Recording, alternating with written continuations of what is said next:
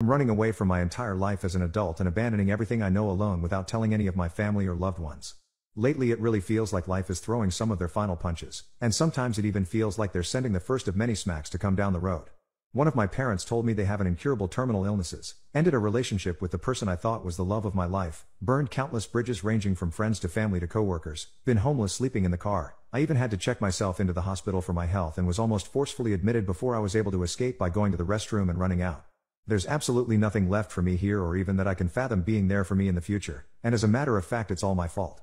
I ruined my relationship with my girlfriend, my friends, co-workers, family, instigated fights and arguments, manipulated and stole, and countless other things.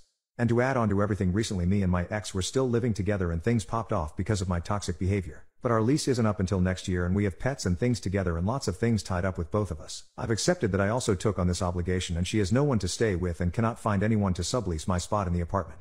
So I have to continue to split the bills at this apartment and not live there and essentially find my own place and pay bills on two places. And in my town, even with overtime every week, no vacation, I'd be barely starving on ramen and water. I was asking my friend who moved across the country if he had any suggestions on place near me to move to make more money so I can afford this for the next year. And he offered to let me stay at his place and split rent, which is super cheap for the area, and help me find a job while I'm up there on my vacation for a week.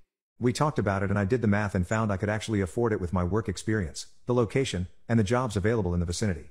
He offered, I questioned, he insisted, and I happily obliged. The worst part I think is that I did this all to myself through my own actions. I effed up all my relationships and friendships and family, and I'm the one running away. All I've heard from my ex even mentioning I may move is that I'm stranding the person I initially committed so hard to, abandoning my problems and issues, ignoring my family and friends, and they may be right to some extent.